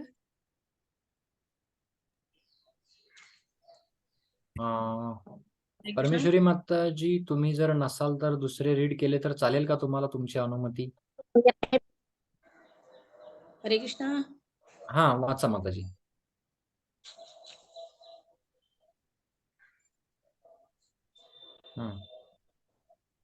ठीक आहे. रंजना भागवत माताजी, तुम्ही श्लोक वाचा आणि परमेश्वरी राधा माताजी ह्या त्याचं भाषांतर वाचतील. अतो कवयो नित्यं भक्तिं परमया मुदा वासुदेवे भगवती कुर्वन्त्या मम प्रसादेन. हरे कृष्ण प्रभू, दंडवत प्रणाम. हा, यस माताजी, वाचताय तुम्ही? ठीक आहे. मला वाटते माताजी तुम्हीच वाचा. माताजी भागवत माताजी तुम्हीच वाचा. माताजी कदाचित त्यांचा आवाज येत नाहीये. प्रभुजी मैं रीड करूँ क्या तात्पर्य? म्हणून मोठ्या आनंदाने भगवान श्रीकृष्णांची प्रेममय सेवा करीत आहेत, कारण असा सेवाभाव आत्म्याला कृतार्थ करतो. हरे कृष्ण प्रभू. धन्यवाद. तर 22वा जो श्लोक आपण पाहतोय त्याच्यामध्ये भागवत सुबोधिनीचा रेफरन्स मी तुम्हाला सांगतो. साधना भक्तीत ही काही अडचणी नाहीत. Okay, no problem. तर साधना भक्तीत ही काही अडचणी नाहीत. सर्व अध्यात्मवादी मोठ्या आनंदाने भगवान श्रीकृष्णांची प्रेममयी सेवा करीत आहेत, कारण असा सेवाभाव आत्म्याला कृतार्थ करतो. अतो वै कवयो नित्यम भक्तिम परमयामुदा वासुदेवे भगवती कुर्वन्त्यात्म प्रसादने. आत्मप्रसादने हा शब्द खूप महत्वाचा आहे इथं. आत्मप्रसादने म्हणजे आत्म्याला कृतार्थ करणारी. तर आपण जे काही आपण करतोय ते आत्मसंतुष्टी आपल्याला वाटली पाहिजे, बरोबर की नाही? त्याच्यामध्ये जर स्वतःला रुची येत नसेल, संतुष्टी येत नसेल, तर ते केवळ आपण मेकॅनिकल आपण करणार. म्हणून कुठलीही क्रिया आध्यात्मिक ह्याच्यामध्ये आपण हृदय ओतून केली पाहिजे. जसं नामजप करतो, असं नाही की अरे काय गुरु महाराजांनी दीक्षा दिली, आता काय नामजप करावं लागेल, आता 16 माळा रोज ओढायला लागतील, किंवा आता काय माताजी सांगतात भागवत वाचायला या, बरोबर की नाही? किंवा भागवत वाचायला लागतंय, किंवा आता काय मेसेज आलाय आमच्या ग्रुपची सेवा आहे आणि आता सेवा तर करायलाच लागणार. तर हा भाव नसला पाहिजे. तर मी कशासाठी करतोय त्याच्यामध्ये आपण क्लिअर पाहिजे. मी भगवंतांची सेवा करतोय, मी भक्तांची सेवा करतोय, मी ऑथॉरिटीने दिलेली सेवा करतोय. हा जर भाव असेल तर आपण संतुष्ट राहू. नाहीतर एक उदाहरण येतं, जाऊ द्या ते उदाहरण मी नाही सांगत, आपल्याला वेळ कमी आहे म्हणून नाही सांगत. म्हणून अध्यात्मवादी अनादी काळापासून मोठ्या आनंदाने भगवान श्रीकृष्णांची प्रेममयी सेवा करीत आहेत, कारण असा सेवाभाव आत्म्याला कृतार्थ करतो. अध्यात्मवादी, स्पिरिच्युअलिस्ट हे काय करतात? कवयः म्हणजे सर्व अध्यात्मवादी. भगवान श्रीकृष्णांची प्रेममयी सेवा असं नाही की सांगितलंय म्हणून करतात. काय असं नाही की सांगितलंय म्हणून करतात. ते सुदामा प्रभू म्हणतात ना, काही असतात सांग काम्या, सांगल तेवढंच करणार. दुसरं असतात हो नाम्या, बरोबर की नाही? तर अशा पद्धतीने हे नाही केलं पाहिजे. सेवा ज्या आहेत त्या केल्या नाही पाहिजेत. तर सेवा कुठल्या भावनेने केल्या पाहिजेत आपण? की भगवंत हे माझे स्वामी आहेत, मी त्यांचा शिष्य आहे किंवा मी त्यांचा सेवक आहे आणि सेवकाने पूर्णाची सेवा केली पाहिजे, बरोबर की नाही? म्हणून केलं पाहिजे. आणि ते जर सेंटरला जर असेल ना, कुठलीही सेवा असू द्यात, अगदी प्रवचन सेवा असू द्यात, व्हाईट कॉलर सेवा असू द्यात. व्हाईट कॉलर म्हणजे सगळ्यांपुढे दिसतो, अनाउन्समेंट करणं, प्रवचन देणं, किंवा डार्क कॉलर सेवा असू द्यात की चप्पल स्टँडवर सेवा जिथं कुणी पाहत नाही, बरोबर की नाही? ती सेवा असू द्यात. प्रत्येक सेवेमध्ये जर संतुष्टी ही असेल की माझा भाव काय, मी भगवंतांच्या संतुष्टीसाठी करतोय, भक्तांच्या संतुष्टीसाठी करतोय, संसिद्धिर हरितोषणम हा श्लोक पाहिला होता आपण, तर त्या भावनेमध्ये आपण केली पाहिजे. अन्यथा असं पण होऊ शकतं की चला चप्पल स्टँड ही निम्न सेवा आहे म्हणून निम्नच घेतो, आता निम्नच घेतो. का घेतो निम्न? तर लोक म्हणतील ना, भक्त म्हणतील ना, बघा किती शुद्ध भक्त आहेत, नेहमी हे घेतात. तिथून पण अहंकार येऊ शकतो. म्हणून कृष्णानंद प्रभू म्हणतात ना, जे स्वतःला अतिशय निम्न समजतात ना, की मी सगळ्यांपेक्षा खूप पतित आहे, खूप पतित आहे. याचा अर्थ काय दुसरा होतो, की स्वतःला असं मानणं की मी पतित आहे म्हणजे माझ्यावरती भगवंत कृपा करतील किंवा मी सर्वश्रेष्ठ आहे. जो खुद को लहान समझते वो एक्चुअल में महान है, लेकिन जो खुद को महान समझते वो एक्चुअल में लहान है, बरोबर की नाही? तर त्याच्यामधून पण अहंकार येऊ शकतो. म्हणून अहंकार हा अतिशय सूक्ष्म आहे. त्या अहंकाराचं समूळ उच्चाटन आपण वेळीच केलं पाहिजे. सर्व संशय आपण वेळीच काढले पाहिजेत. ठीक आहे. आणि असं जर श्रीकृष्णांप्रती प्रेममयी सेवा जर केली तर ते हृदयाला संतुष्ट करतं, आपल्या हृदयाला म्हणजे आत्म्याला संतुष्ट करतं आणि आत्मा कृतार्थ होतो. कृतार्थ खूप छान शब्द आहे. कृतार्थ ट्रान्सलेशन एवढं सुंदर केलंय ना आपल्या भक्तांनी, खूप सुंदर. तात्पर्य, या ठिकाणी विशेष करून भगवान श्रीकृष्णांच्या ठिकाणी असलेल्या भक्तिमय सेवेचे वैशिष्ट्य निर्दिष्ट केले आहे. श्रीकृष्ण स्वयं, म्हणून मी काय सांगितलं, हे जे 21 आणि 22 श्लोक आहेत त्याच्यामध्ये सर्व अध्यात्मवादी याचा सगळ्यांचा निष्कर्ष एकच आहे, सगळे भगवंतांची भक्ती करतात. श्रीकृष्ण स्वयंरूप आहेत, भगवंतांची इतर रूपे आहेत. कुठली कुठली रूपे ते इथं सांगितलंय. बलरामजी आहेत, संकर्षण आहेत, वासुदेव आहेत, अनिरुद्ध, प्रद्युम्न, नारायण, पुरुषावतार, गुणावतार, लीला अवतार हे आपण पाहणार आहे पुढच्या अध्यायामध्ये. 6 प्रकारचे वेगवेगळे अवतार आहेत आणि जीव विभिन्न अंश आहे. म्हणून भगवान श्रीकृष्ण परमसत्तेचे मूळ आहेत, मूळ रूप आहेत. ते दिव्यत्वात अंतिम अधिकारी आहेत. एकले ईश्वर कृष्ण आरसब भृत्य. त्यांच्या शाश्वत लीलात सहभागी होणाऱ्या उच्च अध्यात्मवादी जनांसाठी ते अधिक आकर्षक आहेत. श्रीकृष्ण आणि बलराम यांच्या सोबत ब्रजभूमीमध्ये जसे वैयक्तिक मधुर संबंध प्रस्थापित करता येतात, तसे मधुर संबंध अन्य भगवत अवतारांसोबत प्रस्थापित करता येत नाहीत.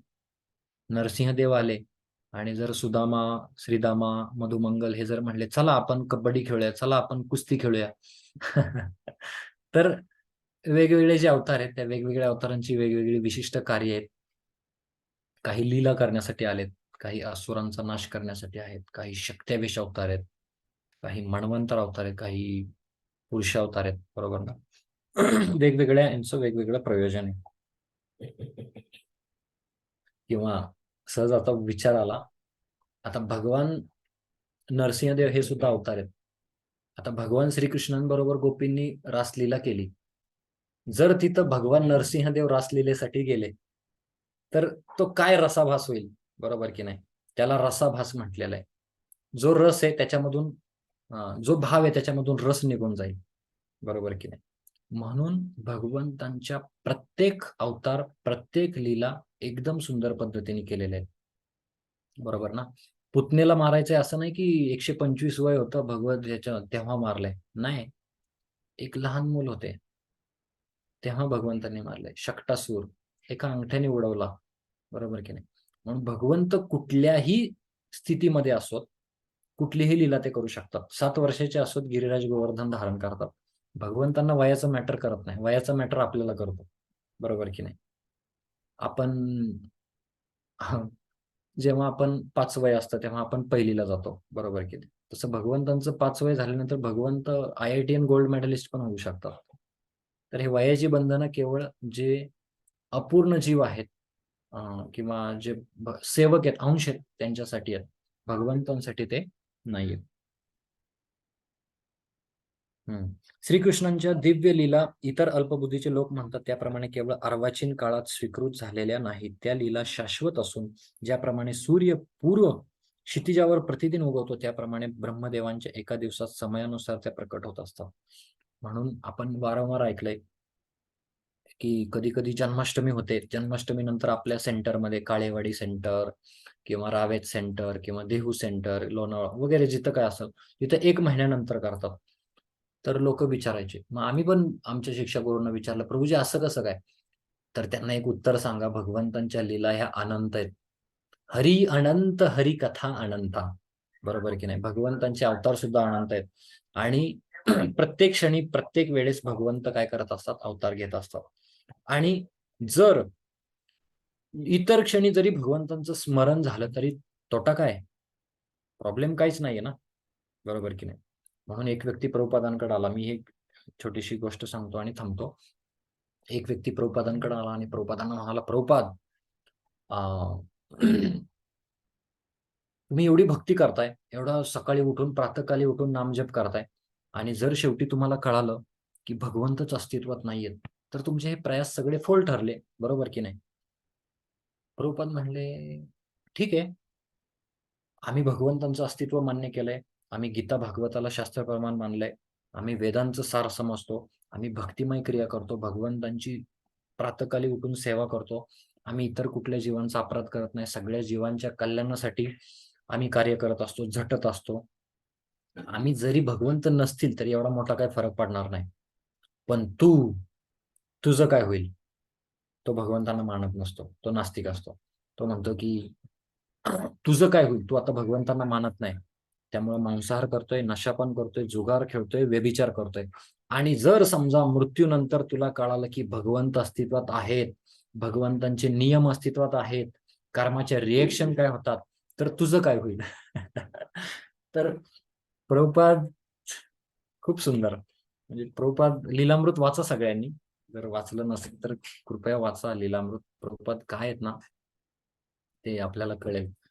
म्हणजे प्रभुपाद अमेझिंग. तर प्रभुपादांना कुठल्या वेळेस कुठली उत्तरं कशी द्यायची आणि एखाद्याचा अहंकार कसा हे करायचा, ते प्रभुपादांकडून आपण खूप छान पद्धतीने शिकू शकतो आणि प्रभुपादांचं अनुगमन आपण करू शकतो. म्हणून प्रभुपादांनी दिलेले हे जे तात्पर्य जे आहेत, मोठी मोठी तात्पर्य पहिल्या कॅन्टोमध्ये, तर मी फक्त बडबड करतोय, तुम्ही श्रवण करताय, तुम्ही माझ्यासाठी प्रार्थना करा. ही जी तात्पर्य जी आहेत, ही तात्पर्य वास्तविकपणे मी माझ्या जीवनामध्ये सुद्धा पालन करेल. आणि प्रभुपादांचं जे सार आहे ऍक्च्युली, जे की बघा, कोणाला ना कोणाला आपल्याला फ्रंटला घेऊन ही चर्चा करायची आहे, म्हणून आपल्याला मेळ करायचा आहे. परंतु वास्तविक जर प्रभुपादांची तात्पर्य समजायची असतील तर आपण भगवत भक्तांचा संघ, भगवंतांचं चिंतन कशी होईल आपल्या जीवनाची, अशी घडी आपण बसवली पाहिजे जेणेकरून आपल्याला नित्य भगवंतांचं चिंतन स्मरण होईल. याच भावनेमध्ये आपण हे केलं पाहिजे. उद्यापासून वेगळा सेक्शन चालू होईल. तुम्हाला उद्याचं सेक्शन पण सांगतो. 34 श्लोक आहेत टोटल. तर 23 ते 29 मध्ये केवळ श्रीकृष्णांचीच पूजा केली पाहिजे. का केली पाहिजे श्रीकृष्णांचीच पूजा, हा सेक्शन उद्यापासून चालू होईल 23व्या श्लोकापासून. तर आज खूप मोठ्या संख्येने भक्त उपस्थित आहेत. सर्वांचे पुन्हा एकदा स्वागत आहे. सर्वांना विनंती असेल की आपण नित्य जर वेळ काढला तर तुम्हाला टॉपिक समजतील. काही भक्त अजूनही ग्रुपमध्ये ऍड होत आहेत, तर तुम्ही मध्येच जर एखादी भक्तांना ऍड करत असाल तर त्यांना थोडंसं पार्श्वभूमी तुम्ही त्यांना सांगा. माताजींनी रिक्वेस्ट केली, आराध्य गोपी माताजींनी, की पहिले 3 श्लोक आम्हाला समजले नाहीत, तर ते संबंध अभिधेय प्रयोजन पहिल्या अध्यायातले, तर ते पण आपण वेळ भेटला तर घेऊयात. आणि माझ्या डोक्यामध्ये अजून एक असा विचार येतोय की बरेच भक्त आहेत आपल्या ह्याच्यामध्ये, बऱ्याच भक्तांना मी ओळखत नाही किंवा कोणालाच, खूप कमी भक्त आहेत असे ज्यांना मी ओळखतो. तर आपण एकदा त्यांच्या सगळ्यांसोबत आपण इंट्रोडक्शन सुद्धा घेऊ शकतो. तर कोण कुठल्या विभागातून आहे किंवा कोण कुठल्या मंदिरातून आपल्या चर्चेशी जोडलं गेलंय, त्याच्यामध्ये आपल्याला सगळ्यांचं वेळ होईल हे बोलण्यामध्ये. परंतु आपल्याला एक असं सेपरेट आपण सेशन अरेंज करू शकतो ज्याच्यामध्ये, आणि मी पहिला जो अध्याय आहे तर त्याच्यावरती क्वेश्चनर प्रिपेअर केलंय. ऑब्जेक्टिव्ह टाईप क्वेश्चन असतील किंवा जर शक्य झालं तर थोडंसं त्याच्यामध्ये विस्तृत पण असेल उत्तरं. तर तुम्ही ज्या पद्धतीने श्रवण करताय ती उत्तरं तुम्ही त्या ठिकाणी लिहू शकता. हे कशासाठी, की जेणेकरून आपलं चांगलं श्रवण व्हावं, पुन्हा एकदा चांगलं स्मरण व्हावं, पुन्हा एकदा आपण भागवतमचं पान उलटावं, पुन्हा एकदा प्रभुपादांचा श्लोक वाचावा, प्रभुपादांचं तात्पर्य वाचावं. यासाठी केला होता अट्टहास, शेवटचा दिस गोड व्हावा. ठीक आहे. हरे कृष्ण. खूप खूप धन्यवाद. हरी बोल, हरे कृष्ण. हरे कृष्णा प्रभुजी, हरी बोल. दंडवत प्रणाम प्रभूजी. दंडवत प्रणाम प्रभुजी. ठीक आहे. खूप खूप धन्यवाद. आपण या ठिकाणी थांबूयात. वाञ्छाकल्पतरुभ्यश्च कृपा सिन्धुभ्य एव च पतितानां पावनेभ्यो वैष्णवेभ्यो नमो नमः. अनंत कोटि वैष्णव वृंद की जय. श्रील प्रभुपाद की जय. श्रीमद् भागवत अमल पुराण की जय. श्री गोपीनाथ लीला प्रभु की जय. हरी बोल, हरी बोल, हरी बोल. बोलने वालों की हरी जय. बोल. प्रभु जी दंडवत प्रणाम.